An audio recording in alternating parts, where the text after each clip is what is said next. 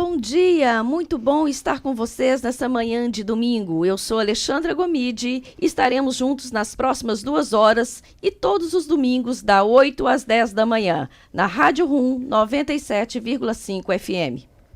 Muito bom dia, eu sou Rui Alexandre, esse é o Olhar de Lá de Cá, transmitido a partir dos novos estúdios da Rádio Rum em Braga, Portugal. Como sempre, trazemos música de boa qualidade, informação, cultura, entretenimento para vocês, além de um bate-papo descontraído, sempre com um convidado especial. Quem é que está nos brindando com sua presença hoje, Alexandra? Bom, ele é de Niterói, nasceu em Niterói, depois mudou para Minas, mudou para São Paulo e hoje vive em Braga. Temos aqui conosco o Fabiano Assis, que é mestre em Comunicação, Arte e Cultura pelo ICS da Universidade do Minho, o famoso Homem Banda. É uma honra tê-lo aqui conosco. Bom dia, seja bem-vindo, Fabiano. Bom dia, Alexandra Rui. É um prazer muito grande estar aqui, prazer muito grande estar em Portugal e poder compartilhar tudo isso e aprender muito com esse povo. E conhecer bastante do Brasil, né? Porque a gente vindo lá do Brasil para cá, a gente conhece bastante do Brasil aqui também, Exatamente. Né? Porque pessoas de tudo quanto é lugar do mundo, isso daí tem sido muito bom, muito bom. Realmente uma grande experiência. Seja muito bem-vindo, Fabiano. Muito obrigado por sua presença aqui no Olhar de Lá e de Cá. E para começar, nós sempre trazemos uma palavra que é um regionalismo. A gente quer mostrar para as pessoas a riqueza da língua portuguesa nas suas mais diversas formas e variantes. Uhum. E a palavra de hoje é oigalê. Sabe o que é oigalê? Não sei o que é oigalê. Por que todo mundo que vem aqui não sabe? Porque você está buscando essas palavras, só Deus sabe onde. Eu adoro aprender, quero saber. Adoro. Quer saber? Quero saber. Então, em breve você vai ficar sabendo, ok? Não agora. Aguardem. Então é o seguinte, o oigalê é do Rio Grande do Sul, é um regionalismo do Rio Grande do Sul, né, o estado lá do nosso querido Brasil, né, fica lá no sul. E espero que os gaúchos que estejam aí saibam o que significa. E se você que está nos ouvindo não sabe, aguarde que até o final do programa a gente vai revelar, né, o segredo do oigalê. Ok. Ótimo. Bom, vamos lá. Como eu havia dito, Fabiano é o pitoresco homem banda, né? Fabiano, eu vou pedir para que você explique para os nossos ouvintes o que vem a ser o homem banda. O Homem Banda é um sonho meu que vem se realizando desde 2009 lá no Brasil e aqui em Portugal está se aprofundando, que é uma pessoa que toca vários instrumentos ao mesmo tempo. Eu tenho como formação o saxofone, eu estudei saxofone na ULM lá no Brasil e por muito tempo fiquei focado só no saxofone.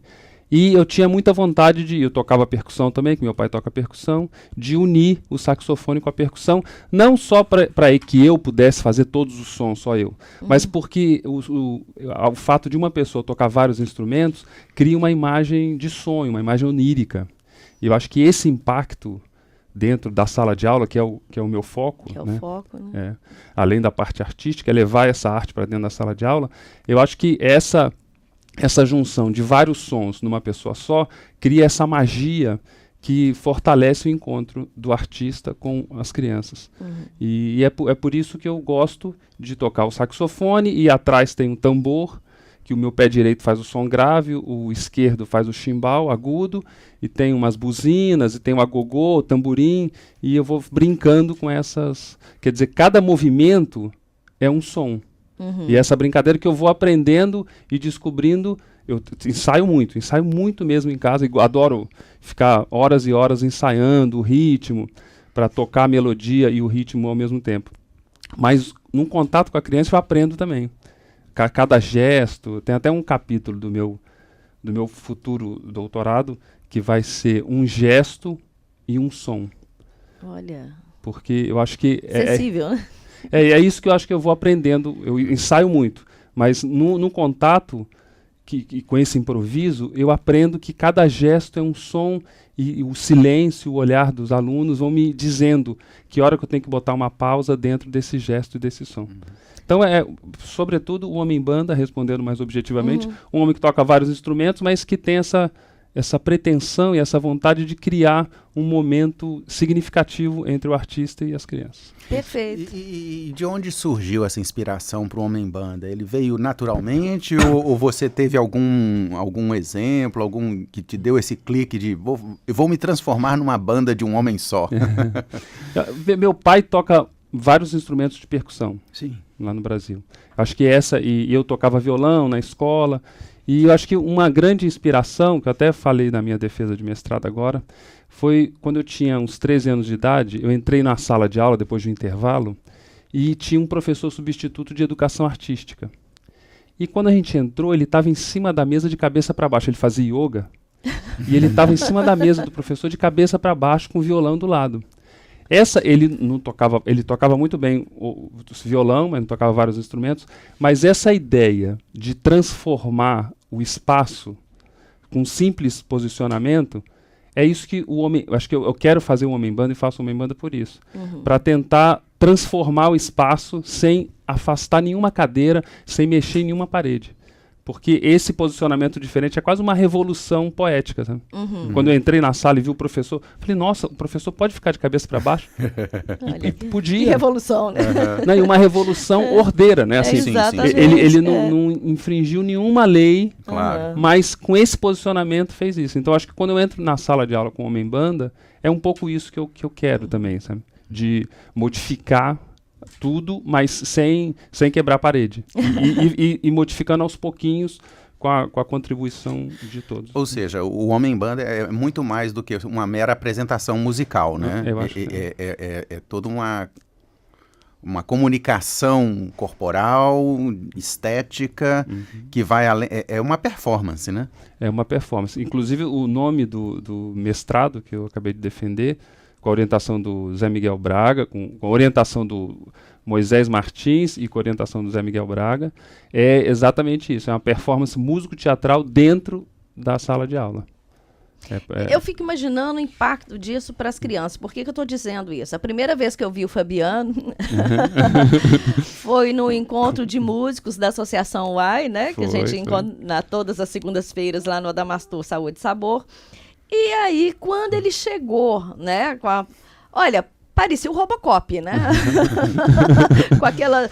quer dizer, é muito marcante isso. E que grata surpresa eu tive, né?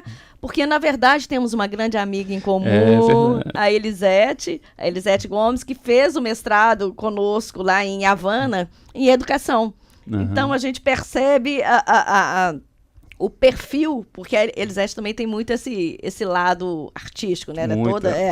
Então, assim, foi muito gostoso, foi muito marcante para mim. Então, eu fico imaginando o seguinte, da mesma forma que me marcou, eu fico imaginando esse impacto nas crianças. Você percebe isso nitidamente? É transparente isso? Como é que é a reação? Como é que é a emoção das crianças quando você se veste? Eu tenho... Ou seja, o se veste antes mesmo de começar a tocar, né? Exatamente. Só antes disso, eu falar da Elisete. A Elisete foi minha professora da graduação. Sério? Gente, esse mundo é muito pequeno, né? Esse mundo é um ovo. A Elisete uma grande amiga. Uma pessoa sensacional, um carinho enorme. A Elisete, que está lá em São Paulo, certamente vai nos ouvir, porque eu vou mandar o áudio para ela. Um beijão para você, Elisete. Beijo, Elisete, querida. Querida, muito querida. E quando eu entro na escola, tem uma fala de uma criança que me marca muito. Eu fiz toda essa pesquisa em duas escolas. Uma foi a Francisco Sanches, aqui em Braga. Que é uma escola muito aberta, inclusive, a essas dinâmicas, né? Exatamente. A Francisco Sanches, para quem não conhece aí no Brasil, ela é praticamente uma referência aqui, pelo menos no norte de Portugal, na área da integração e o acolhimento ao imigrante. Exatamente. Eles têm um trabalho fantástico. Né, que é louvável aí pela Francisco Sanches e é reconhecido aqui em Portugal, inclusive. Exato. A nível nacional. Exatamente. Isso é muito importante, né? Nesse mundo de muros, né? Sim. Os muros são tão fortes, ter uma escola. As outras escolas aqui em Portugal também, mas a Francisco Sanches, em especial... Ela se destaca muito nesse sentido. Nessa criação das pontes, que é uma outra metáfora que a gente usa também nessa ideia. E a Francisco Sanches faz muito bem. Então foi na Francisco Sanches aqui em Portugal e lá no Brasil foi na Jairo Ramos, uma escola de Pirituba. Que eu fiz essa pesquisa. São Paulo. Pirituba, São Paulo, exato. Então eu entro na sala de aula com o Homem-Banda e teve uma criança aqui, da Francisco Sanches, que disse uma coisa que para mim é muito forte. Muito forte. Quando eu entrei, depois tem a roda de reflexão, que a gente divide em 4 partes, e a última é a reflexão. A criança falou assim, eu gostava de fazer isso. Ah, que lindo. Então eu acho que isso é muito importante. Sim, Assim. O mesmo impacto que eu tive quando eu vi meu professor, quando eu tinha 13 anos, de cabeça para baixo, eu falei, nossa, eu achei até um pouco esquisito. Falei, esquisito, mas maravilhoso. Quando a criança me vê entrando, eu falo, nossa, isso é possível. E essa possibilidade, essa amplitude, né? Fala, puxa, eu posso ser médico, posso ser engenheiro, posso fazer isso daí. Eu posso fazer posso isso ser aí. artista, Isso é posso ser muito professor. Né? Abrir as possibilidades, né? Exatamente. Hoje em dia, cada vez está mais aberto, né? Exato. E aí, ou seja, o seu trabalho é muito mais do que um trabalho artístico, né? É um trabalho educacional mesmo, né? De transformação das pessoas e tal. Ou seja, você é muito mais do que só uma performance, como a gente falou. É um trabalho educacional, né? Tem essa ideia, que eu acho que a arte e a cultura estão muito unidas e devem cada vez mais entrar nas instituições com essa ideia de união, né? De que o teatro na escola juntas, né? estão juntas. Estão O juntas. teatro e a educação é uma coisa só. Exatamente. Né? Aí só tem que criar essas estratégias para conseguir entrar, agora é o próximo passo. É o Homem-Banda ir para as escolas desse jeito, dessa forma mais institucional. Você percebe alguma diferença aí, levando em consideração as características, né, do público brasileiro, do português, da criança brasileira, portuguesa? A receptividade é mais ou menos universal ou tem características diferentes? Uma ótima pergunta. É uma pergunta que sempre me fazem, eu sempre me questiono e me coloco nesse lugar de tentar ver o que o outro está sentindo, que é um grande exercício mesmo. Né? E eu acho eu fiz a performance aqui lá no Brasil, e lá no Brasil, quando eu comecei a tocar, a característica era que eles já estavam animados. É quase que na afinação... Só de você aparecer ali. Né? Já está naquele ponto pronto para encontrar. Isso não quer dizer que é melhor nem que é pior. Sim, claro. Só diferença. Claro. Aqui em Portugal é um pouco mais lento para entrar. Mas, por outro lado, quando os alunos entram, eles vão entrando aos pouquinhos. Eles chegam num clímax, vai lá em cima no ponto. Fantástico. Muitas vezes mais intenso, forte do que no Brasil. Um momento de euforia tem um ápice. Exatamente, e de transformação. Então, são essas características, é quase que cozinhar com fogo, estou pensando nisso agora, não tinha pensado, com fogão a gás e fogão a lenha. Né, assim ou elétrico, né? Ou elétrico. Já que tem muito disso. Exato, mas no fundo, eu acho que é universal, sabe? Sim, claro. Uma vez, voltando um pouco, em 2000, eu fui para Hong Kong fazer com vários artistas, e nós fomos fazer teatro em cima da perna de pau. A gente tinha uma banda de música, que era teatro também, essa mistura, em cima da perna de pau. E quando nós entramos em Hong Kong, ninguém entendia claramente o que a gente falava. Claro. Nós tocávamos músicas brasileiras, eles não entendiam. Claro. A gente contava a história de Adão e Eva, eles também não sabiam. Mas a comunicação acontecia, sabe? Olha que legal. Olha que fantástico. Isso foi muito transformador, assim, porque perceber que eles sabiam que quando aparecia a maçã, e a serpente tentava fazer com que o Adão comesse a maçã, não era para comer, sabe? Tinha uma série de simbologias, não era tão literal, mas ele sabe, puxa, a maçã, naquele contexto... Era o objeto proibido, né? Exatamente. Ele reconheceu o objeto proibido na maçã. Então é essa questão universal, acho que a arte tem muito isso, a música tem, e o teatro também traz isso, acho que é bom. Mas essa questão artística, como que você percebe a cena artística atual, assim? Ela tem trazido esse tipo de reflexão? Porque a gente vê uma arte tão comercial, tão banalizada, né? tão vazia de sentimentos mais profundos, né? Que quando a gente vê uma performance dessa, a gente até se fala, poxa, existem alternativas a essa mesmice que estão sendo impostas para a gente, né? Você percebe essa massificação da arte ou você acredita que a arte tem se transformado e tem se reinventado?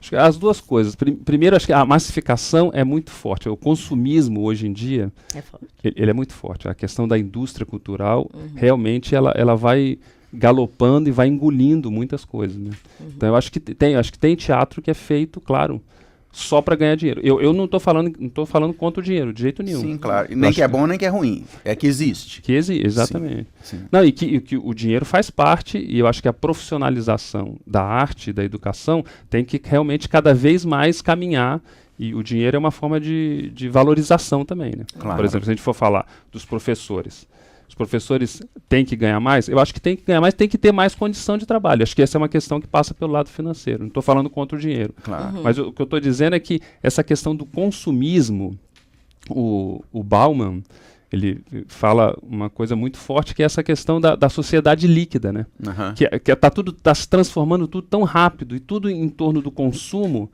que muitas vezes o valor que fica na frente é o consumo e não os outros valores. Por exemplo, a arte e a cultura fica a serviço do consumo.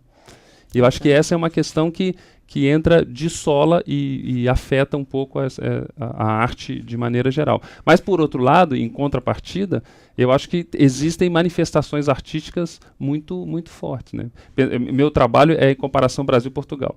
Falando rapidamente Claro. de Brasil e Portugal, lá no Brasil a gente percebe que hoje, isso daí é um reflexo da sociedade mundial, mas no Brasil de hoje, no Brasil que o Ministério da Cultura foi extinto. Isso é muito significativo, né? Claro. Que cultura não é só apresentação de teatro. Cultura é o jeito da gente ser. Sim. Então, ele foi extinto. E aqui no Brasil, aqui em Portugal, por outro lado, foi aprovado e agora tem que ser colocado em prática, mas parece que está sendo colocado e a gente tem que fiscalizar, claro, um plano de artes que prevê que os artistas possam ter um acesso e uma comunicação mais estreita com a escola. Quer dizer, são movimentos distintos, Exato. sem falar o que é bom, o que é ruim, mas que mostra essa valorização. reflexo, né? Esse reflexo, exatamente. Exatamente. Bom, e para você, caro ouvinte, que ficou curioso em conhecer o nosso Homem Banda aqui, pode nos acompanhar pelo nosso canal do YouTube, Olhar Brasileiro, ou em nossas mídias sociais. Em breve também pela TV Olhar. Olá. Ok, você está ouvindo a Rádio Rum 97,5 FM, aqui direto de Braga, Portugal, nos estúdios da Generation, ok? Estamos conversando com o Fabiano, o Homem Banda, o homem que é a essência da musicalidade, não é? Bom, se você quer contribuir com um termo usado na sua região, nós falamos aqui sobre o que é Oi Galê. Se você não sabe o que é, aguarde, logo logo você ficará sabendo. Se você quiser contribuir, envie-nos um e-mail ou com a sua sugestão, ou pelo Instagram, olhar.brasileiro, ou no Facebook, Olhar Brasileiro em Portugal. O nosso e-mail geral@olharbrasileiro.pt. A lembrar que, se quiser acompanhar os bastidores dessa gravação, basta acompanhar o Instagram Alexandra Gomide ou o Facebook Alexandra Gomide Portugal. Bom, agora chegou a nossa hora da música. Hora boa! A hora boa, ok? Temos aqui a nossa amiga DJ Verinha Pinheiro, nossa queridíssima produtora musical, que vai nos trazer, nos brindar com aquilo que o Homem Banda mais gosta, que é escutar música, não é verdade? Vamos de música. Vamos de música. Verinha, o que você trouxe para nós hoje? Estamos de volta com o programa Olhar de Lá e de Cá, que pretende aproximar a comunidade luso-brasileira. Fabiano, a arte também é um fator de integração. Portanto, hoje vamos discutir as expressões artísticas como elementos que podem favorecer, né, o complexo processo de integração. Mas antes de iniciarmos essa nossa conversa, vamos ouvir a participação de um ouvinte.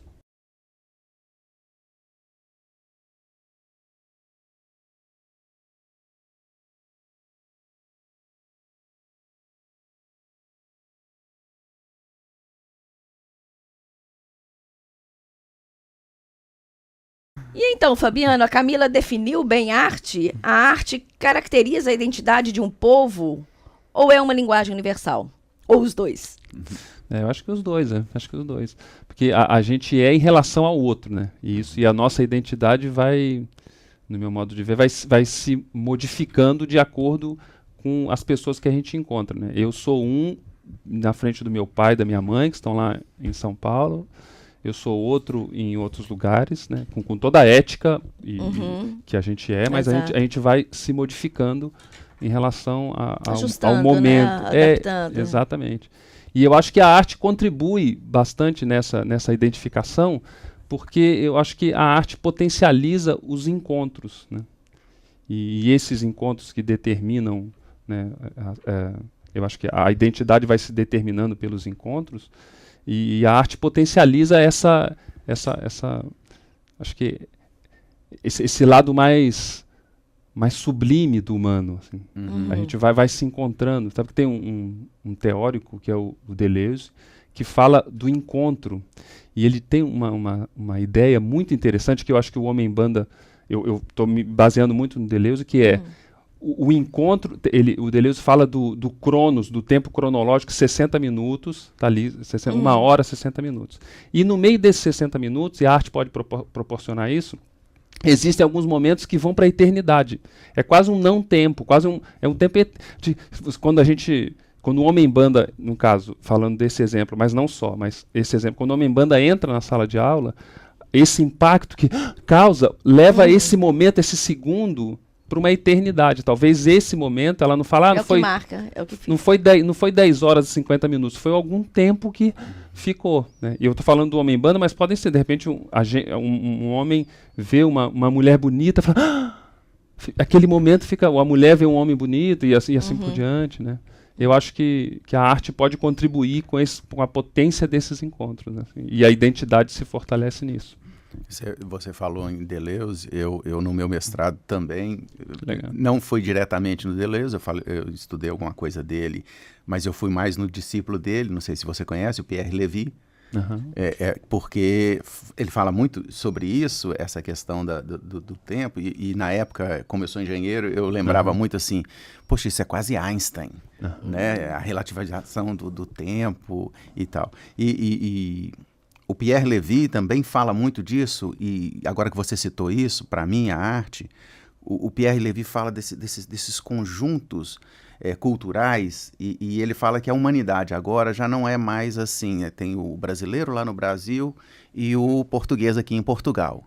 Existem os que gostam de um tipo de música lá no Brasil, em Portugal, e eles vão se associando, vão se aglomerando, a partir de uma distância que não existe mais, através da cultura. Ou seja, culturalmente a gente se aproxima muito mais de pessoas que às vezes nem são brasileiros mesmo, né? Quer dizer, eu tenho muito mais a ver culturalmente com alguns portugueses, com alguns alemães, do que com muitos outros brasileiros. Exatamente. Eu acho que é essa questão, eu lembro muito do Deleuze e do Levy, porque isso me marcou muito forte no meu mestrado, que era sobre internet, exatamente essa aproximação das pessoas, né? Que depois nós vamos falar um pouquinho mais sobre isso, ok? Legal, muito legal. Ok. E para você que chegou agora, no começo do nosso programa, perguntamos o que vem a ser Oi Galê. Você sabe o que é o Galê? Logo, logo vai ficar sabendo. Aguardem! Aguardem. Você está ouvindo o Olhar de Lá e de Cá pela RUM 97,5 FM. Acompanhe também pela internet, ao vivo, em direto, como se diz aqui em Portugal, pelo site da RUM, em rum.pt, ou em qualquer momento a gravação deste programa através dos podcasts no site da Rádio RUM ou no site do Olhar Brasileiro, em olharbrasileiro.pt. A lembrar também que esse programa é gravado em vídeo e estará disponível no canal Olhar Brasileiro no YouTube ou no Facebook Olhar Brasileiro em Portugal, em breve na nossa TV Olhar.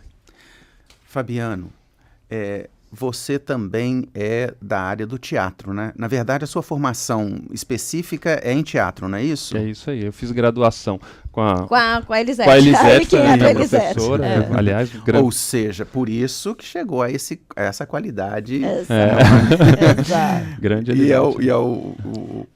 o aluno superando o mestre, seria? Não. Jamais, Ela é sensacional. E comecei a graduação, fiz a especialização em artes cênicas, lá no Brasil, em Pindamonhangaba, e depois fui para São Paulo, continuei minha formação, E o teatro sempre foi a base. Mas só que foi na faculdade de artes cênicas que eu comecei a tocar saxofone. Ah, sim. Então tem até uma curiosidade que eu entrei na faculdade e descobri que quem tocava na banda da faculdade não pagava a mensalidade.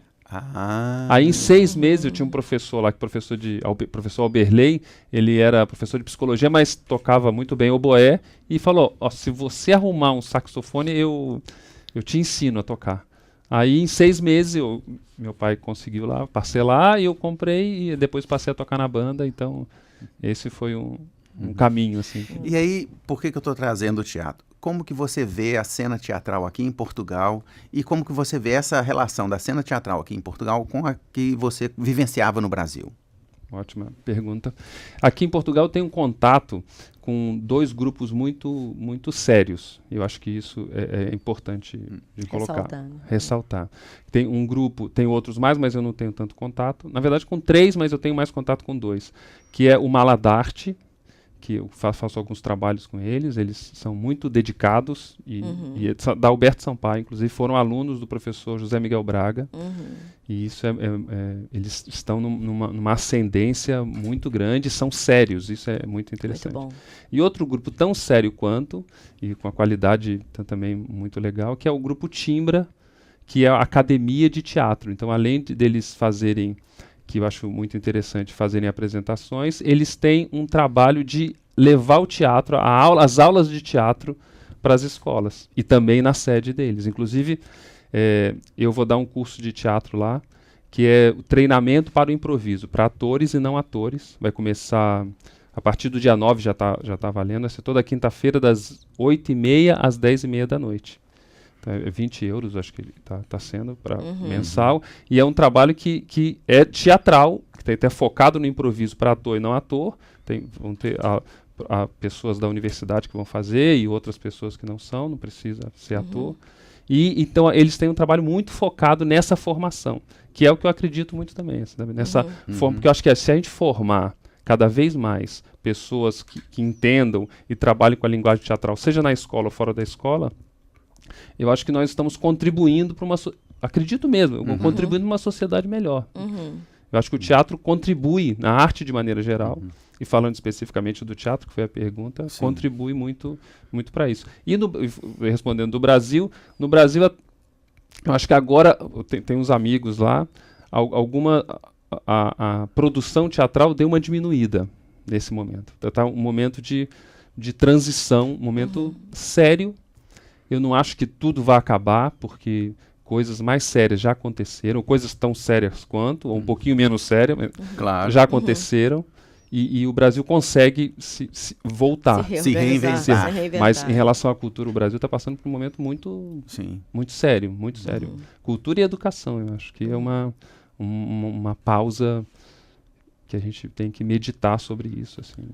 Eu busquei essa questão do teatro porque eu sou um apaixonado pelo teatro. Rui tem formação em teatro, tá? Então vamos fazer uma cena, um improviso.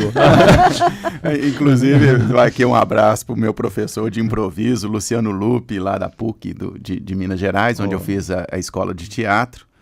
E para o meu diretor, o José Maria Amorim, que são 2 ícones do teatro em Belo Horizonte. Aqui um grande abraço para vocês, fica aqui o meu carinho. E o interessante que chamar essa atenção do teatro, porque o teatro é para qualquer um.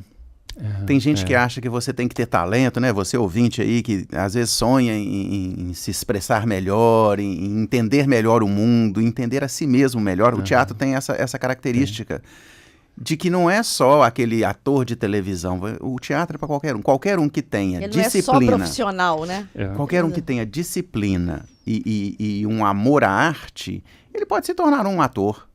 Né? Agora, se vai ser um galã de novela, aí também tem outras questões, né? Né? Mas, assim, qualquer um, se eu conseguir, qualquer um consegue, Fabiano. É muito interessante falar isso, porque o teatro tem essa capacidade de transformar, né? Sim. E a gente pode se transformar para onde a gente quiser, né? Acho que essa questão da utopia, uma utopia possível, né? Uhum. Porque existem utopias impossíveis, que eu acho que são importantes também, mas existe também a utopia possível, né? Sim. E o teatro pode, quando essa criança falou, quando eu vi o Homem-Banda, falou, eu gostava de fazer isso, falei, será que eu posso fazer isso? As perguntas são, dá para viver de teatro? Sabe, o que é arte? Essas perguntas o teatro propicia na sala de aula, né? Exato. E uma coisa que eu acho muito importante também de falar, que eu acho que eu adoro matemática. Eu sei, a Alexandra tem uma formação. Eu sou matemática. Eu adoro matemática. Meu filho adora matemática. Mas a matemática e a música tem uma relação também, né?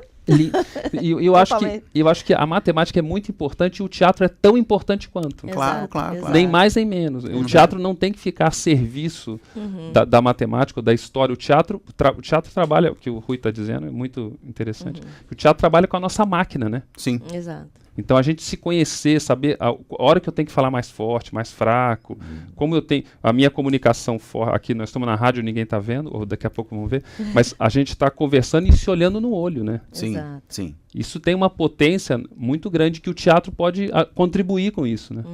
Então eu acho Que a televisão e o cinema, por mais que sejam ótimos meios de expressão artística, não consegue trazer, né? É outra língua, outra potência, né?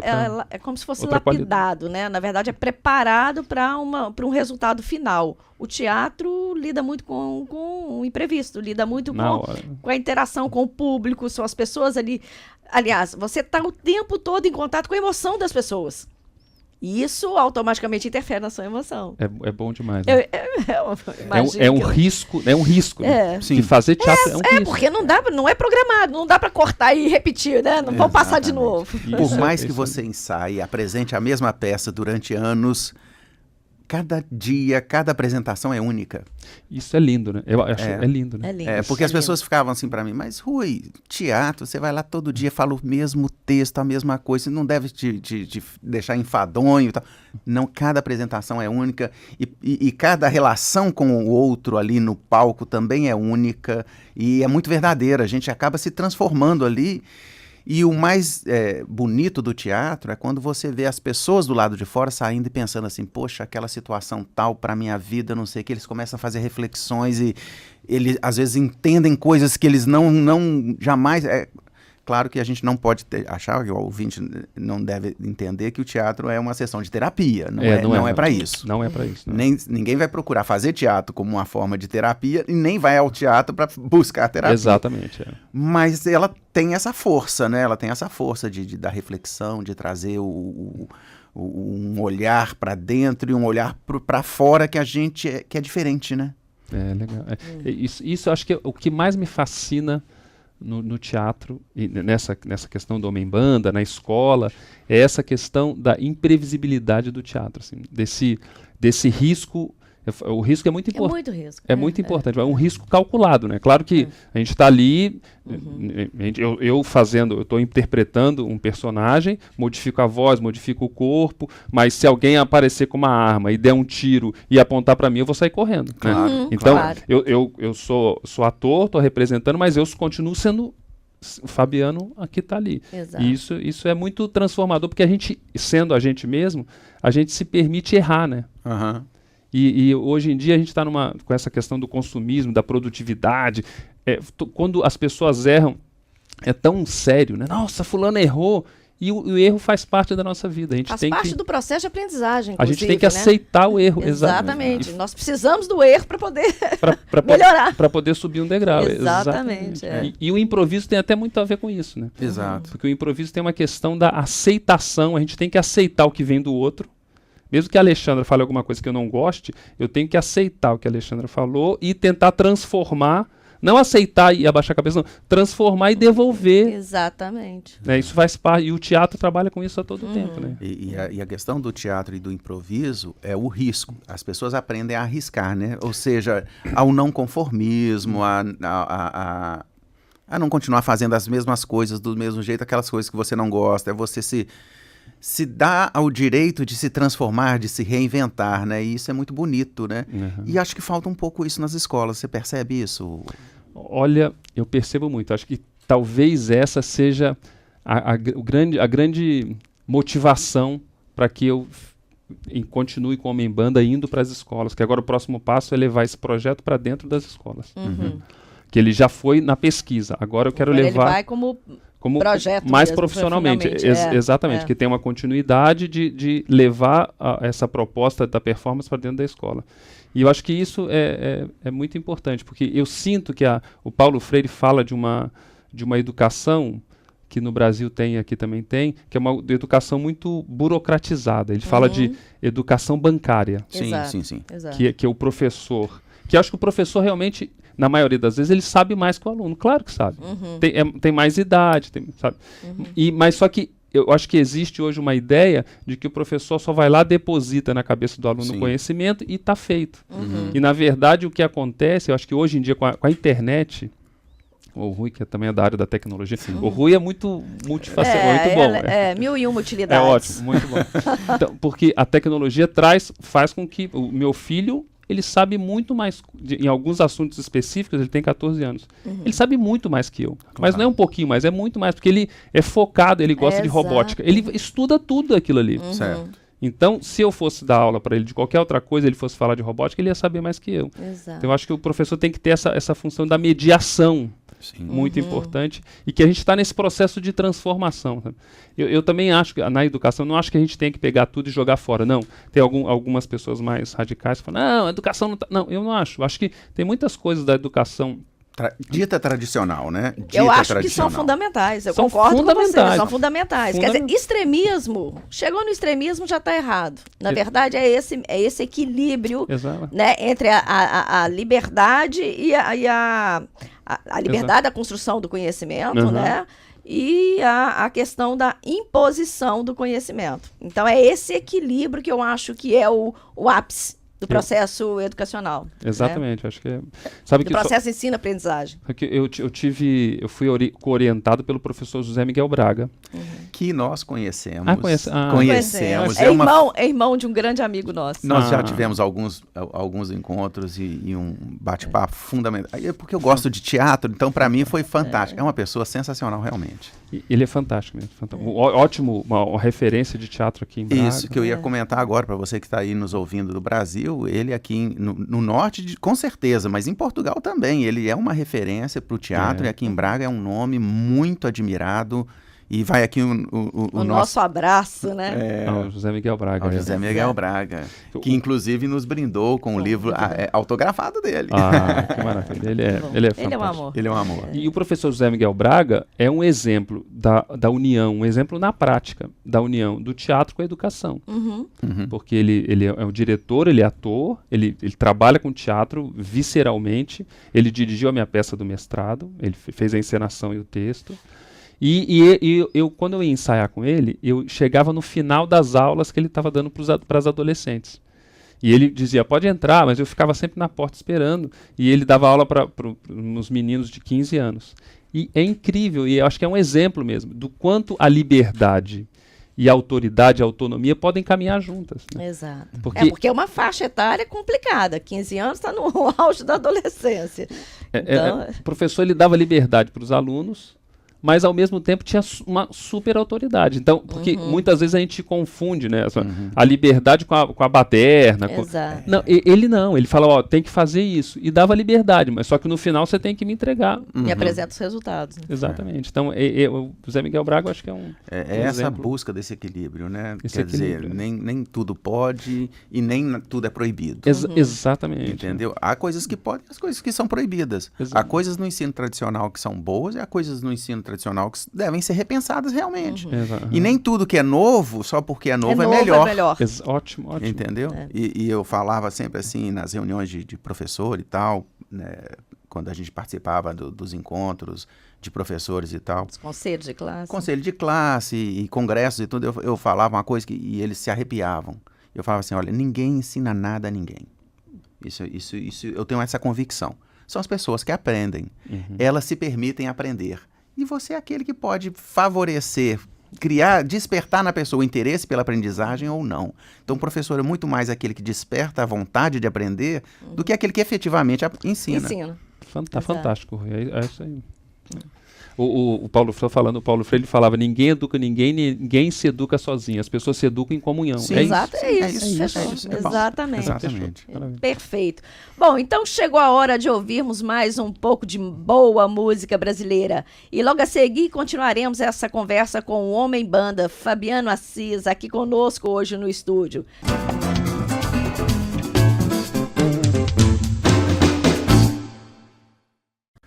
Ok, estamos de volta com o Olhar de Lá e de Cá pela RUM 97.5 FM. Eu sou Rui Alexandre e estamos aqui com o Fabiano Assis, o Homem Banda, Alexandra Gomide, também apresentando o programa conosco.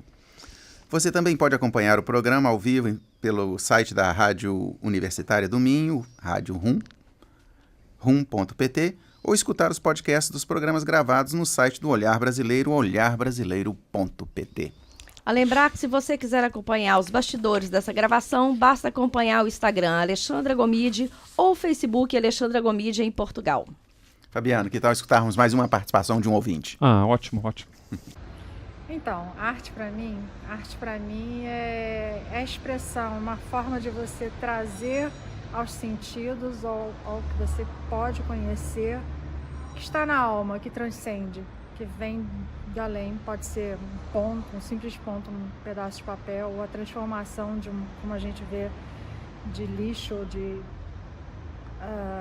qualquer peça, uma pintura, até um belo prato de comida. Arte é você comunicar, arte é você comunicar de uma forma, uma experiência que a alma consegue ver, mas ao sentido, acho que é isso. Eu sou Ilídia e esse é meu olhar. Bom, Fabiano, a Ilídia tocou num ponto que é importante, a arte como forma de comunicação. Você tem apresentado o Homem Banda aqui nas escolas em Portugal, nos teatros, apresentava lá no Brasil. Você precisou fazer alguma adequação, alguma alteração ou alguma adequação na sua comunicação para lidar com os dois públicos, para trabalhar com os dois públicos? Sabe que outra questão que eu também sempre fico me perguntando, e a cada momento, mesmo no Brasil, antes de vir para Portugal, eu encarava cada apresentação como sendo uma apresentação única e com desafios diferentes. Mesmo que seja o mesmo público, cada dia as pessoas estão de um jeito e eu também estou. E são pessoas diferentes também, né? Não, e mesmo pessoas diferentes, mas mesmo que sejam as mesmas, por exemplo, se eu for na mesma escola, na mesma sala, duas vezes diferentes, esses dois contatos, mesmo com o mesmo repertório, com a mesma peça, é diferente, porque nós estamos diferentes naquele momento. Claro. Então, eu pensando nisso, até antes de vir para cá, eu já chego aqui, é que nesse momento inicial eu sempre trabalho bastante com a questão da escuta, sabe? Percebe o outro primeiro. O Rubem Alves fala uma coisa muito legal, que ele falou que hoje em dia está todo mundo preocupado com um curso de oratória. Tem que falar bem. Mas nós teríamos que ter um curso de escuta, ele brinca com isso, escutatória. Então é partindo desse momento assim que eu sinto que quando eu entro para fazer alguma apresentação, eu tento escutar e sentir o público. Isso lá no Brasil, porque cada dia é diferente. E vindo para Portugal, eu continuo mantendo isso e aprofundando nisso. Porque eu sinto que aqui em Portugal, aquele exemplo que eu dei, que eu acho que o público vai assistir a apresentação e tem um momento de contemplação primeiro, antes de comprar a ideia totalmente. Talvez no Brasil o público... Ele observa antes de reagir. Um pouquinho mais. Assim, claro que não é regra, cada lugar é um lugar. Exato. Eu lembro, nós fizemos várias apresentações no Brasil, eu e minha esposa. A gente trabalhava junto e continuamos trabalhando junto aqui. E quando a gente ia para a Bahia, quando a gente estava literalmente afinando o instrumento, passando o microfone, as pessoas já estavam lá achando, legal, que legal, sabe? E quase que pulava na afinação do instrumento mesmo. Aqui demora um pouco. Exato. Mas não é melhor nem pior. Eu sinto que essa construção. Então, dessa diferença Brasil e Portugal, eu vou nessa escuta. Tem dia que... Teve um dia uma apresentação aqui que até a defesa, que fazia parte da defesa do mestrado, foi uma criança de 6 meses para lá assistir. E no início da peça, ela começou a chorar. E a mãe tinha falado, posso levar a criança? Eu falei, pode. Aí ela começou a chorar. Só que quando ela começou a chorar, a mãe fez uma cara pra mim assim de susto. Desculpa, né?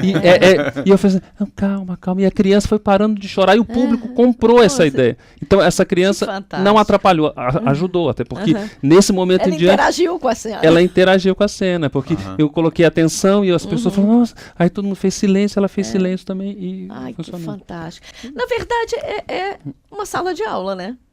Porque a sala de aula é isso. A gente, ao entrar para lecionar, para seja qual a disciplina que for, ou no meu caso aqui, que é a matemática, eu tenho que escutar. Exato. Eu preciso perceber o outro lado, eu preciso perceber a minha turma, os meus alunos, até para ver a forma que eu vou trabalhar, seja qual for o conteúdo. É isso Então, aí. o teatro é uma sala de aula. É uma sala de aula. Falando de outro autor que é brasileiro, que é o Augusto Boal, e ele usa um termo que eu acho que é muito interessante, que serve para a sala de aula também. Que ele não fala espectador, ele fala que ele quer formar espectator.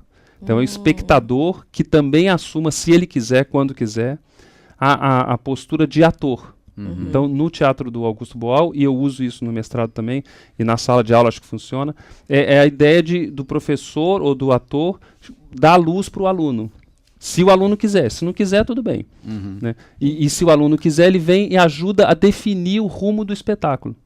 Aí tem uma questão do improviso, que o ator, o professor, media essa história. Então é de ser essa mediação e do aluno muitas vezes sair da comodidade, que muitas vezes a comodidade também é um refúgio, né? É uma defesa. É uma defesa. Eu vou ficar aqui só escutando, eu posso falar mal, falar bem, mas eu não vou assumir a função de decisão, né? Porque assumir a função de decisão é uma responsabilidade. Exato. Porque Isso implica em errar, e aí voltamos àquela sua afirmação anterior, né, de que o erro ele é para ser punido, né? Exato. O grande problema da sala de aula é que todo e qualquer erro é punido, ele não é utilizado para um novo processo, né, de aprendizagem, de crescimento, de evolução. E a gente só aprende no erro, porque no acerto você já aprendeu. Você só aprende no erro. Essa é uma outra questão, né? Legal. E o interessante é que eu que sou professor e depois tive a experiência no teatro, a verdade é que a sala de aula é um grande palco, né? Tem um elementos, grande palco. exatamente. E o teatro ajuda muito porque uma das funções do professor é perceber no aluno pelo olhar, pelo gestual, pela maneira como que ele está reagindo, se a sua aula está indo bem, se está indo mal, se você precisa modificar e tal. E isso, o teatro traz esse ganho de você conseguir. E é uma escuta, Fabiano, não sei se você vai concordar comigo, que ela não é uma escuta só pelos ouvidos. Não. Né? É você perceber no olhar e você escutar o outro através toda a comunicação que o outro faz, que muitas vezes ele fala assim, você gostou? Gostei. Né? E o gostei, a cabeça indo para um lado e para o outro, indicando que não gostou. Que não gostou. Exato. Não é? Que legal. Existe essa tendência, eu não sei se você percebe, eu tenho visto assim, do pouco que eu observo da cena artística da qual a gente está inserido, existe essa tendência de trazer o público para dentro para uma participação para dentro da ação teatral, da ação artística. É uma tendência que acontece em todas as artes, não é? Você tem percebido isso também? Eu acho que tem várias linhas, né? E eu acho que existe uma linha muito forte dessa mesmo de... E eu acho que isso é importante trazer essa pessoa para dentro. Não sei se você vai concordar. Eu concordo. O que eu gosto de fazer e o que a vida foi me levando a fazer, sem falar que é certo ou que é errado, mas é um teatro mais participativo, em que eu acredito muito, e desde o início da minha história de teatro, comecei a fazer teatro com 14 anos, depois de ter encontrado o professor de cabeça para baixo na sala de aula, e eu comecei a fazer teatro amador lá, e com essa conotação da palavra de que amador vem do amor, né, isso que é bonito. E até hoje é sempre com a ideia de olhar o público no olho. Eu, quando vou fazer teatro, eu prefiro que a luz da plateia fique um pouquinho na penumbra, não totalmente escuro. Claro. Porque eu gosto até... De perceber a plateia. Exatamente. Perceber, falar, a pessoa deu uma deitadinha, ou olhou no relógio, Não quer dizer que está tudo ruim, mas quer dizer que eu tenho que prestar atenção. Ou então se a pessoa está com o corpo para frente, e tentando ler, assim. Exatamente. Porque não é obrigatório. Eu gosto de teatro participativo, não é obrigatório que todo mundo participe. Nem quero que isso. Claro. Mas é importante que quem queira se manifestar, que venha. E que tem essa possibilidade. E que tenha essa possibilidade. Porque existem teatros que tem, a gente chama da quarta parede na frente, e que o público é quase como... É uma outra qualidade, né? Mas o público é quase como um espião ali, sabe? Tá vendo pelo buraco da fechadura. É outra proposta, outra qualidade, que o público... Ó, silêncio. Sabe o que acontece? Fica parecendo que é televisão. Tem essa... Que é cinema, quer dizer, que eles nem estão ali. Tem isso, E sentir esse calor do público, seja ele da forma que for, mesmo que seja crítico, é fundamental para quem está ali e para as próprias pessoas, né? Eu acredito nesse teatro vivo. O outro teatro que tem quarta parede, eu acho que tem ótimos atores fazendo, e eu acho que também tem o seu lugar. Sim, claro. Que todos façam teatro. O seu lugar e o seu momento, né? Mesmo porque eu ia comentar uma coisa aqui também, que vai ao contrário disso. A pessoa também que está ali na plateia, mas não quer interagir. Exatamente. Tanto é que quando a gente vê algumas cenas, algumas peças assim, que o ator busca a interação do público, você vê algumas pessoas incomodadas com aquilo. Né? Então tem o outro lado também. Essa é a sensibilidade. Eu acho que quando a gente falou da liberdade na educação, né? Da liberdade do tradicional e da liberdade, que tem que ter esse equilíbrio, aqui também acho que quando vai fazer um teatro mais participativo, tem que ter essa sensibilidade. Vem quem quer. Exatamente. Se não quiser vir, tudo bem. Maravilha, né? Tem gente que não se sente à vontade, né? Não gosta. E sabe que eu acho que muitas vezes quando vem uma pessoa, isso daí tanto na sala de aula quanto no teatro, quando uma pessoa vem participar, se a gente abre, quem quer vir fazer esse personagem? Porque nessa peça do mestrado eu faço isso, eu conto a história que eu e o professor Zé Miguel Braga escrevemos, que o professor fez a encenação. Eu conto a história até 15 minutos de peça, só eu falo. Tem interação com a plateia, eles riem, essa criança chorou, foi nessa hora, eu fiz silêncio, todo mundo ajudou a fazer silêncio, todo mundo riu por conta disso, tem essa interação com o olhar. Mas da fala até os 15 minutos só eu. Dali pra frente, eu chamo algumas pessoas para continuar a história. Eu chego até um momento na história e que tem um nó, porque o teatro precisa ter um problema. Se o teatro for todo linear, não é tão interessante. Eu acredito bastante que o teatro tem que contar uma história e ter um problema. E esse problema, como que vai resolver esse problema? Aí a plateia fala, nossa, como que a gente vai resolver? E depois se resolve. Nesse momento do nó, na peça, eu convido 2 pessoas da plateia para virem solucionar e decidir junto comigo. Eu tô ali, eu não me ausento. Eu tô ali. Você está mediando, na verdade. Mediando. E claro que aquilo ali tem que ser bom, né? Exato. Se for caminhando para uma coisa que... É você que puxa. Exatamente, eu que eu venho, dou mais fala, dou menos fala, e a gente vai nessa mediação. E tem pessoas que não vêm, que não querem vir, que estão lá, porque nem todo mundo pode vir também. Tem gente que quer vir e não pode, porque só são 2. E mesmo a pessoa que não vem, no final da peça, se sente um pouco representado, porque quem foi lá foi uma pessoa do grupo que ela estava fazendo parte na hora. Sabe? Então acho que tem essa sensibilidade de trazer só quem quer. E o Fabiano fica falando isso, mas nós vivenciamos, né, com os músicos da UAI, essa coisa acontecendo. A ideia dos músicos da UAI é as pessoas se reunirem para tocar uma música sem compromisso. Não é um show, não é uma apresentação. É quem gosta de música sentar e tocar. E que é uma delícia, respeitar o tempo dos outros. E o ritmo. O ritmo, os desafinos e o Fabiano foi provocando e de repente estava lá cantando e o pessoal até se assustou na hora que eu dei aquela cantada. O pessoal olhou assim para mim, o Rui cantou. Mas é muito isso, né? De tentar fazer junto. Buscar, o Fabiano foi um verdadeiro maestro ali e foi devagarzinho lá, toca um negocinho e parava e mostrava e agora é você. Aí se a pessoa entrava, ele deixava isso. Se não deixava, ele já passava pro outro e voltava. Agora é você. É sensacional, Fantástico. É sensacional. Essa questão. E eu quero fazer um parênteses aqui do teatro, mas de agradecer e parabenizar assim, esse movimento que vocês 2 estão liderando aqui em Braga, dessa integração, porque isso é muito importante, né? Obrigada. É muito importante a gente chegar num lugar e ter alguém que se preocupe independente das estratégias, que se preocupe do outro estar bem, né? E na verdade a UA e o Olhar Brasileiro tem essa preocupação, Essa né? missão. Eu falo que é uma É, missão. de falar, puxa, vamos ver como que cada um se encaixa. Alguns se encaixam aqui, outros ali, uns demoram 3 meses, outros 3 anos, mas um mínimo, essa preocupação acho que já tem todo o valor e isso é muito legal. Parabéns. Obrigado. Obrigado. O encontro de músicos, na verdade, você tocou nisso aí, me lembrou, e para mim isso foi muito forte. Porque vários músicos me procuraram lá na UAI. Uhum. Em tempos diferentes.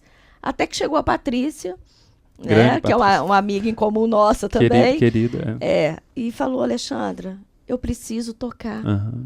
No meu apartamento eu não consigo tocar porque eu vou incomodar os vizinhos. Me arruma, tem como a gente criar uma situação? Foi onde eu conversei com a Damastora, fui buscando um lugar e de repente a coisa tomou uma dimensão, formou uma família ali. É muito gostoso isso. É muito legal. Muito... Né? Então, igual eu falo, é muito gostoso a gente também perceber a necessidade do outro e de alguma forma poder tentar encaminhar isso e a coisa andar. Hoje cada um seguiu o seu caminho, cada um, quer dizer, a vida continua, mas foi menos doloroso. Não é né, aquela fase.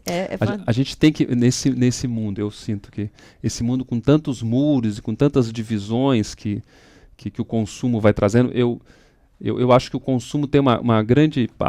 Esse consumo galopante, que a gente tem que comprar, a gente tem que ter, tem que fazer. Isso vai fazendo que as pessoas vão se distanciando e os muros vão crescendo, né? Exato, e essas pontes eu acho que são importantes. Eu acho que vocês têm essa missão mesmo. Eu acho que Obrigada. é bonita. E essa missão, ela para mim é muito forte, porque ela vem desde pequeno. E engraçado, eu estudava nos Estados Unidos. E eu sempre conto essa história. Então agora eu vou contar aqui no rádio para você que está nos ouvindo, né? Já que todo domingo vamos estar juntos, vamos nos aproximar vamos mais. Conhecer. Vamos nos conhecer mais. E nos Estados Unidos eu tinha um amigo, Glenn Allen. E o Glenn, né, nunca mais tive contato com ele e tal, mas ele era um daqueles que ficava só de olho, aquele cabeludão, sabe aquela pessoa que... Ele não interage, ele não era um nerd, mas não no sentido de videogames que tem a conotação de hoje. Ele só ficava observando, era um observador do mundo. E um dia sentado, conversando com ele, esperando o ônibus da escola, ele virou para mim e falou assim, porque eu brasileiro, sentindo todas as dificuldades de um imigrante, de um brasileiro num país ainda mais complicado que é os Estados Unidos, porque tem uma diferença cultural ainda muito maior do que nós temos aqui em relação ao Brasil e Portugal, que nós temos diferenças, mas não são tão grandes. Até porque, em essência, são quase todos portugueses, não é verdade? É verdade. Então, e o Glenn virou para mim e falou assim, Rui, você sabe qual que é o grande problema do mundo? Eu olhei para ele e falei assim, lá vem um cara eu com meus 15 anos de idade, querendo saber dos problemas do mundo. Ele fala, Glenn, o que foi? O grande problema do mundo chama-se fronteiras. Você está falando de muros, né? E eu lembrei dessa história. Eu falei assim, como assim, velho? A partir do momento que você cria uma fronteira, você gera problema. Então, e as fronteiras, aí eu fiquei pensando assim, tá falando porque eu sou brasileiro. Eu falo, olha, a fronteira começa na própria freguesia, né, no bairro. Então é a turma de cima com a turma de baixo, é a turma da sala tal contra a turma da sala tal, eu sou do time tal, eu começo a criar fronteiras, eu começo a me agrupar e vou criando muros. E aí eu já não aceito o outro porque ele não é do meu grupo. E essa aceitação da fronteira, desses muros que vão sendo criados, só que essas fronteiras, elas são fluidas, e é estranho isso, né? Você é meu inimigo porque você é do bairro de cima, mas se a gente for para outra cidade, você passa a ser meu amigo. É um negócio muito louco. Ele falou, o grande problema do mundo é que você criar essas fronteiras. Vamos tirar as fronteiras? Nós estamos todos na mesma nave. A nave é única, né? A nave mãe. Então, assim, você é só mais um ser do mundo aí. Então, assim, você não é nem do bairro de lá, você não é... E aí eu cresci com isso. Depois desse dia, o Glenn, ele tem... Olha como é que as pessoas sem... Isso com 15 anos de idade. Com 15 anos de idade, da mesma forma que aquele professor de yoga jamais pensou... Marca, né? Jamais pensou em te marcar, né? Ele me marcou. E eu falei, isso que eu quero ser um cidadão do mundo, um mundo sem fronteiras. Então, assim, eu fui estudar em Cuba, eu agora estou morando em Portugal, e não sei nem se meu futuro fica aqui em Portugal, porque eu acho que daqui a pouco vem o comichão e eu preciso de me expandir. né? Mas fechando Que legal, parênteses, que legal. fechando parênteses agora que você abriu, eu posso fechá-lo? Por favor. Né? Eu vou retomando aqui a questão do seu trabalho, que é o que o pessoal está aqui para escutar, na verdade. Fabiano, você falou dessa interação e tudo, até eu que provoquei isso, mas você... E eu vi que no seu trabalho você buscou, né, na sua metodologia, a participação em ação. E isso é uma coisa para mim muito forte e também, novamente, né, quando eu estudei em Cuba, eles falavam para mim o seguinte, olha, a pesquisa que não tenha um viés prático, que ela não se traduza numa ação, ela pode ser importante e tal, mas ela é vazia. E a gente vê muito claramente a academia com essa questão de só teoria, e você não pode aplicar na prática. E eu tenho tido uma grande dificuldade, tanto depois quando eu fui fazer um segundo mestrado e agora no doutoramento, que eles viram para mim e falaram, mas isso aqui está chegando num resultado prático. Eu falei, mas eu quero o resultado prático. Ele fala, não, você tem que ser só teoria, a prática... Você conseguiu, pelo menos na sua área, trazer essa participação em ação. Você sentiu alguma necessidade da academia de te impedir de fazer isso? Eu tive o orientador, como orientação, o Moisés Lemos Martins e o Zé Miguel Braga como orientador. E eles me deram liberdade total e me estimularam nesse sonho, porque eles sempre diziam, e é verdade, eu também acho isso, que essa minha pesquisa não começou aqui e começou desde que eu, lá no Brasil, comecei a fazer desde o Homem surgiu Banda. o Homem Banda, com na saxofone, verdade, exatamente, essa minha ligação com a educação, que minha mãe também tem ligação com a educação. Então eu tive, dentro do ICS, com Moisés e com o professor Zé Miguel, eles me deram total liberdade para fazer isso. E gostavam dessa questão da investigação, ação, né, da prática. Tanto é que agora o meu objetivo, eu estou no doutoramento já, e o professor Moisés continua sendo meu professor, lá na sexta-feira eu vou encontrar com ele, toda sexta-feira, e eu quero continuar nessa ideia, e agora pensando no mestrado, eu quero que esse projeto vá para a sala de aula, não só com Homem Banda, eu não estou falando só do Homem Banda, eu digo da performance músico-teatral, da arte, dentro da sala de aula, sabe? Porque eu acho que aqui em Portugal e lá no Brasil existem muitas iniciativas de levar o teatro para a escola e isso é muito importante. Sim. A minha pesquisa está focando, a pesquisa sempre tem que ter um enquadramento cada vez mais fechado. Claro. A minha pesquisa é que a performance, a arte dentro da sala de aula contribui com a ligação entre aluno com professor. Então, tive essa liberdade no ICS com o professor Moisés e com o professor Zé Miguel. Foi a sorte. Que ótimo que foi assim. Ok, quer participar do nosso programa? Mande-nos um direct pelo Instagram, olhar.brasileiro, ou pelo Facebook, Olhar Brasileiro em Portugal. Envie-nos também os seus comentários, sugestões em áudio e vídeo. E já que estamos falando sobre arte e cultura, que tal escutarmos o melhor da arte brasileira, a arte musical do Brasil, que é reconhecidamente uma das melhores do mundo, não é verdade? É verdade. Ok, então, Verinha, o que você trouxe para nós agora nesse bloco? Você está ouvindo Olhar de Lá e de Cá com Alexandra Gomide e Rui Alexandre. Informação e entretenimento de qualidade. Fabiano, infelizmente, estamos caminhando para o final desse programa e te perguntei, e perguntei para os nossos ouvintes, o significado de Oi Galê. É isso aí. Quer arriscar o que é? Oi Galê, será que é quando uma pessoa fala com um rapaz bonito? Oi Galê? Não. Oi Galê! Nunca falaram assim comigo. Não, comigo também não. Então não deve ser. Não né? deve ser. Não deve ser não. Mas Oi Galê é isso aí, é alegria. Surpresa, admiração, e tem tudo a ver com o tema de hoje, né? Que é o que a arte traz para as pessoas, né? Alegria, surpresa, admiração. Então, para você que não conhece, o Oi Galê é um regionalismo do Rio Grande do Sul e do Brasil e significa alegria e admiração, ok? Que interessante. Posso falar uma coisa? Pode. Sabe que no início o professor Zé Miguel Braga, ele me ensinou uma palavra que talvez tenha um sentido parecido, que eu falo até no início da minha peça, que o professor escreveu, e o início da peça eu falo assim: olá, estou banzado, barado, Banzado? Banzado. e barado. Aham. Que eu acho que tem uma semelhança com essa questão Olha só. de que alegria, que espanto. Não é? E ai, que exatamente. ótimo. Ó, Pode colocar. Zé Miguel Braga que me ensinou. no programa passado nós aprendemos uma outra, nós estamos aprendendo várias palavras aqui, né? Vários Exatamente. regionalismos. Os convidados estão trazendo para lá. Fantástico isso, muito bom. Bom, vamos ouvir a participação então de mais um ouvinte. Bom, arte para mim é o desenvolvimento da pessoa através de uma expressão, aquele desenvolvimento que vem mesmo do coração, quando ela aceita se expressar, independente de que forma seja, ou da música, ou através de dança, ou através de uma pintura, ela faz aquilo com o coração, com tanta alma, que se torna aí uma arte. Eu sou Tamires Zanata e esse é o meu olhar.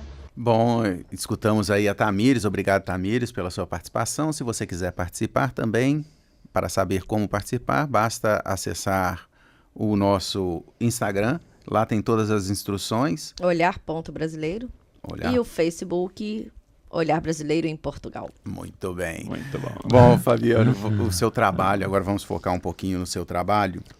O seu trabalho bebeu na fonte, eu vi lá no Deleuze, eu me senti assim, eu falei, olha que ótimo que eu voltei às minhas origens. Né? O Deleuze, ele foi, acredito eu, o grande mentor do Pierre Levy, que fala das influências das novas tecnologias, nesse novo mundo, né? Nessa aproximação, nesse rompimento de barreiras, quedas de muros, nesse mundo que era para ficar melhor e ficou mais complicado, né? Por incrível que pareça. E a Tamires fala da arte e suas variantes, né? Ela ficou falando do que a arte é um tanto de coisa e tal, e eu me lembrei do seguinte: a arte digital, que é uma coisa muito recente, né? E até que ponto, né, essa questão do digital tem influenciado, né, essa cena artística. A gente vê algumas encenações em que grande parte da encenação são recursos multimídia que você fica olhando aquilo e fala, eu estou no teatro, eu estou no cinema e as coisas... Como é que você tem visto isso aí? Legal. Sabe que, voltando para Tamires, ela fala, o Caetano Veloso tem uma fala que eu acho que é muito legal, que é como é bom poder tocar um instrumento, né? E como é bom realmente, que ela disse, se expressar através da arte, e seja ela qual for, né? A arte, a tecnologia, eu acho que tem contribuído muito para a expressão artística e para ampliar as possibilidades, né? Eu com Homem-Banda, o meu Homem-Banda é muito analógico. Pois é. Né? Porque eu toco o saxofone aqui na mão, estou sentindo, o tambor que está atrás tem um cabo de aço, então é tudo bem analógico. Só que eu gosto muito da tecnologia e o meu próximo passo é fazer um Homem-Banda, que eu até chamei, tem um projeto que é do analógico, que é o que ele é hoje, ao digital. Olha... Então, pensando em ampliar as possibilidades. Né? E eu acho que, respondendo mais a sua pergunta pontualmente, eu acho que quando aumenta as possibilidades de ação na arte, é sempre bom. Eu acho que é sempre bom pensar que eu posso fazer de uma maneira mais analógica ou mais digital. Isso só aumenta a utopia, a vontade de ser mais, né? Isso. Ou seja, interessante porque você que tem essa questão analógica, teatral, essa interação, não tem esse preconceito contra o virtual, né? O digital, né? Não acho que... Agora, o problema é quando vira só digital, né? Você poderia ser o Homem-Banda, você coloca lá o CD, a banda toca tudo, eu também seria o Homem-Banda. E a única coisa que eu ia fazer é... apertar o botão. Não, mas, eu penso nessa possibilidade de ampliar, mas sem perder o contato humano. Assim, porque eu acho que o teatro... Isso é fundamental. A grande força do teatro, eu acho que é essa. E do teatro que eu gosto, que eu acredito, é esse teatro que tem a troca no olhar, que interage, que tem como premissa a escuta. Né?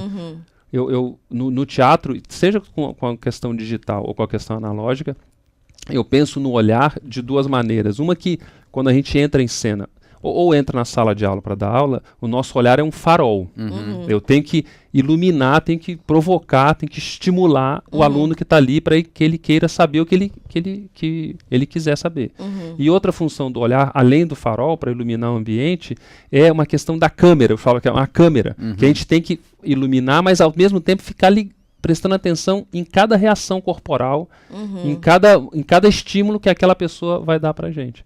Então, eu acho que esse contato com essas duas funções do olhar, um de escuta e outro de iluminação, eu acho que pode existir tanto no analógico quanto no digital. Então, por isso que eu acho bem-vinda essa tecnologia na arte. Não acho ruim. Claro que se fica só na tecnologia, tudo que é só uma coisa não é interessante, né? O que eu mais valorizo é o contato humano. Se o contato humano tiver analógico e digital, para mim está ótimo. Porque algumas pessoas, inclusive, quando cunharam o termo lá, foi um italiano, né?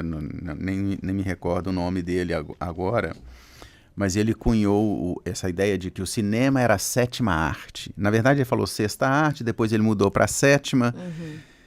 Muitas pessoas criticaram, porque o cinema não poderia ser considerado arte, já que ela não tinha nada de palpável, e era meramente a filmagem de uma arte. Quer dizer, a arte era a encenação e não o cinema em si. O cinema era só um meio de mostrar essa arte.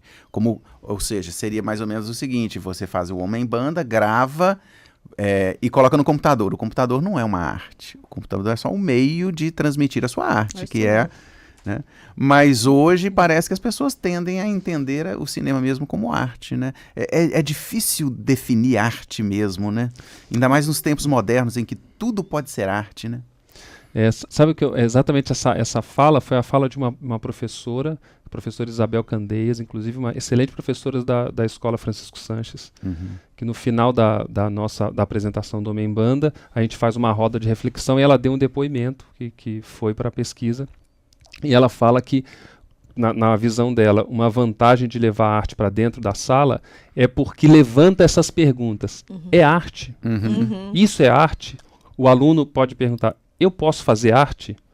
E claro que essas perguntas, e eu acho que voltando, assim, o Paulo Freire fala que mais importante do que as respostas, o professor não tem que dar resposta. O professor tem que estimular o aluno a ter dúvida. Exatamente. E ela fala disso, e que eu acho que é muito importante também. Tem um autor, um artista alemão, que é o Joseph Beuys, que ele fala: todos nós podemos ser artistas, todos podem ser artistas. Eu não defendo tanto isso. Eu acho que todo mundo pode se expressar como artista. Sim, sim. Eu acho que, se quer ser artista ou não, aí cada um decide se vai querer ser ou se não vai querer ser artista. E eu acho que, nesse caso, eu gosto bastante de cinema, dessa conta, que o cinema é uma contação de história, né, grande. E eu acho que essa é mais importante do que essa resposta, são essas questões e essas perguntas que a arte pode dar e que o cinema também dá. Perfeito. E já que falamos de artes digitais e essa arte contemporânea, existem histórias de experimentos, por exemplo, do macaco pintar e depois expor essa arte como se fossem personalidades. Muitas pessoas fizeram verdadeiros tratados, né, sobre a qualidade das pinturas. Qual é o limite entre o que é arte e o que não é arte? Existe esse limite? Olha, para mim, não existe. Eu acho que é polêmico isso. Mas é bem polêmico. Para mim não existe porque o mundo vai passando por transformações e delimitar que a arte pensa antes do Picasso, né? Que quando ele foi pintar de um jeito que os olhos não estavam na simetria, era totalmente assimétrico. Muitas pessoas criticaram falando isso daí não é arte. E hoje é considerado arte. Então a gente vai muito da nossa visão contemporânea do que a gente acha que é e o que não é. Eu prefiro achar e acreditar, e é assim que eu faço, é que cada um determina e acha o que é e o que não é. Eu não faço parte de um grupo. E deixa a decisão para o espectador, né? E deixa, exatamente. Eu acho que esse julgamento até de qualidade, acho que é melhor deixar para o espectador e e as pessoas se expressarem através da arte. Agora, se alguém vai achar se é ou não é, hoje pode achar que não é e amanhã pode achar que é.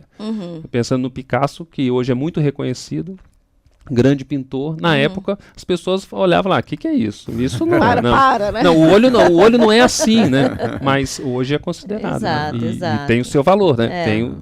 Então acho que essa é uma questão Mas você acha que delicada. não existe limite, né? Por exemplo, uma pessoa vai à rota, a gente solta um arroto e fala que aquilo é um espelho. Aí você fica olhando aqui, gente, é muito complicado, né? Eu acho Pode que até vir a ser, dependendo do que está acontecendo, mas... é polêmico. Tem que ter algum limite, não tem? Eu acho que é polêmico, acho que é muito polêmico. Então, mas o limite é igual quando as pessoas dizem do limite do humor, o limite. Eu acho que existe, para cada um existe. Sim. Mas a gente institucionalizar o que pode ser... Não, certo. Pode podar muito a criatividade e a própria espontaneidade, né, da coisa. Eu acho, mas é polêmico. É uma questão com muito mais perguntas e dúvidas do que com respostas. Daí um bom tema de pesquisa, hein? Eu acho que exatamente. Bom, mas vamos sair dessa polêmica. Eu acho que, na verdade, a curiosidade de todo mundo aqui é conhecer a performance do Homem Banda. Será que a gente consegue trazer isso aqui? Olha, quem não, né, depois, eu acho que vale a pena acompanhar em vídeo, para ver em vídeo o Homem Banda. Aqui na rádio vocês vão acompanhar somente o som, né, a performance, que é maravilhosa, mas tem a possibilidade de acompanhar em vídeo também no canal Olhar Brasileiro ou no Facebook Olhar Brasileiro em Portugal e em breve na TV Olhar. Maravilha. Eu tô pronto. Tá pronto? Eu já trouxe, só não tô com os instrumentos aqui nas costas, mas vamos lá. Em 1 minuto eu me provo. Sensacional. Vamos aguardar. Em 1 segundinho, magicamente vamos ter o Homem Banda. É isso aí. Eu posso falar igual o professor Zé Miguel Braga falou, que eu estou banzado, barado. Que maravilha. Vamos lá.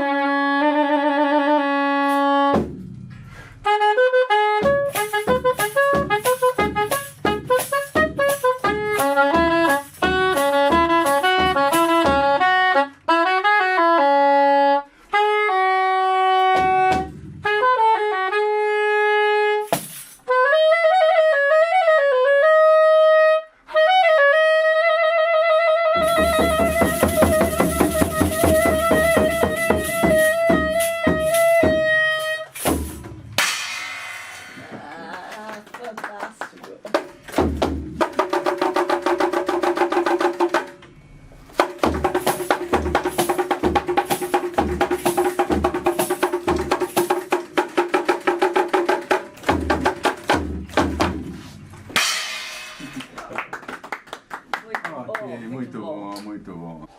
Infelizmente chegamos ao final do nosso programa de hoje, no Olhar de Lá e de Cá. Para participar do nosso programa, envie um vídeo ou um áudio para o nosso Instagram, olhar.brasileiro, ou para o Facebook, Olhar Brasileiro em Portugal.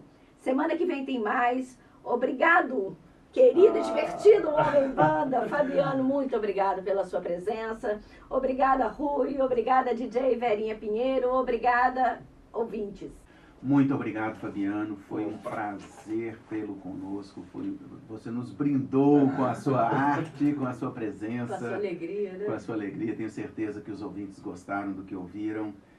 Sucesso nos seus projetos, sucesso no seu doutoramento. Não tenho dúvida que vai ser um outro trabalho com louvor, né, na Universidade do Minho. Bom, vamos encerrando por aqui. Espero que vocês tenham gostado do nosso programa. Foi um prazer tê-los conosco aqui. Estaremos de volta no próximo domingo, às 8 horas da manhã. Para encerrar, vamos ficar com um pensamento de um dos maiores artistas, tá? Que é da arte de nos inspirar. Mahatma Gandhi. Pô, maravilha. Ok? A arte da vida consiste em fazer da vida uma obra de arte. Oh, Perfeito. é isso aí. É a nossa perseguição, né? É a nossa perseguição. Exato. Vamos transformar nossa vida em uma obra de arte. É isso aí. Perfeito. Uma boa semana para todos. Muito obrigado, gente. Obrigado, Alexandre. Obrigado, Rui. Foi um prazer gigantesco estar aqui com essa ética, com essa determinação de vocês. E com alegria também. É isso aí. Vamos lá. Viva o olhar brasileiro. Viva o olhar de lá e de cá. Isso aí. Um Ok. abraço Obrigada. a todos. Até domingo que vem. Tchau, tchau. Tchau, tchau. Até a próxima. Tchau, tchau.